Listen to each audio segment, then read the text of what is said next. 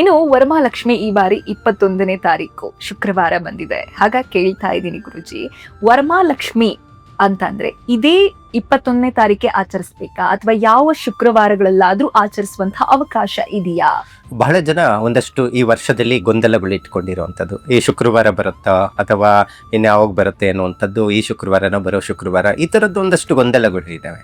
ಆದರೆ ನೀವು ಪ್ರತಿ ಶುಕ್ರವಾರ ಲಕ್ಷ್ಮೀ ಪೂಜೆಗೆ ಬಹಳ ಶ್ರೇಷ್ಠವಾದಂಥ ಸಮಯ, ಅದರಲ್ಲಿ ಒಂದು ಮಾತೇನಿಲ್ಲ.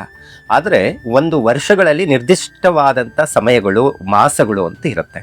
ಆ ಮಾಸಗಳಲ್ಲಿ ಅದರದೇ ಆದಂಥ ಪೂಜೆ ಪುನಸ್ಕಾರಗಳನ್ನು ಮಾಡಬೇಕು ಅಂತ ಶಾಸ್ತ್ರದಲ್ಲಿ ಹೇಳುತ್ತೆ.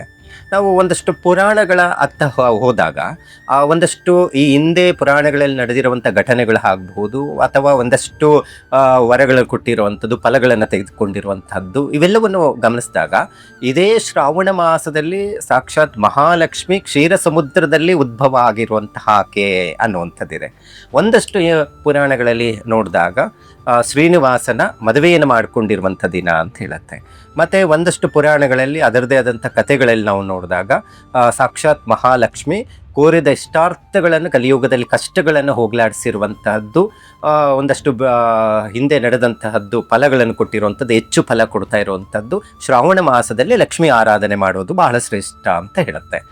ಆದರೆ ಈ ವರಮಹಾಲಕ್ಷ್ಮಿ ಆರಾಧನೆ ಪೂಜೆ ಅಂತ ಬಂದಾಗ ನಿರ್ದಿಷ್ಟವಾದಂತಹದ್ದು ಇದೇ ಶುಕ್ರವಾರ, ಶ್ರಾವಣ ಮಾಸದ ಶುಕ್ರವಾರ 4 ಮತ್ತು ಕೆಲವೊಮ್ಮೆ 5 ಶುಕ್ರವಾರಗಳು ಬರುತ್ತೆ.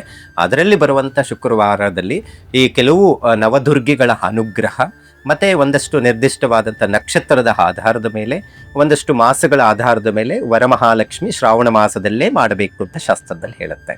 ಹಾಗಾಗಿ ನಾವು ಪೌರ್ಣಮಿ ತಿಥಿ ಬಂದಾಗ ಹುಣ್ಣಿಮೆ ಅಂತ ಹೇಳಿ ನಾವು ಸತ್ಯನಾರಾಯಣ ವ್ರತವನ್ನು ಆಚರಣೆ ಮಾಡ್ತೇವೆ. ಇನ್ನು ಅದಾದಮೇಲೆ ಈ ಭಾದ್ರಪದ ಮಾಸ ಅಂತ ಬಂದಾಗ ಶುಕ್ಲ ಪಕ್ಷದಲ್ಲಿ ಗಣಪತಿ, ಗೌರಿ ಗಣಪತಿ ಆಚರಣೆ. ಅದೇ ಕೃಷ್ಣ ಪಕ್ಷಕ್ಕೆ ಹೋದಾಗ 15 ದಿನ ಪಿತೃಪಕ್ಷಗಳಂತ ಆಚರಣೆ ಮಾಡ್ತೇವೆ ಅಲ್ವಾ.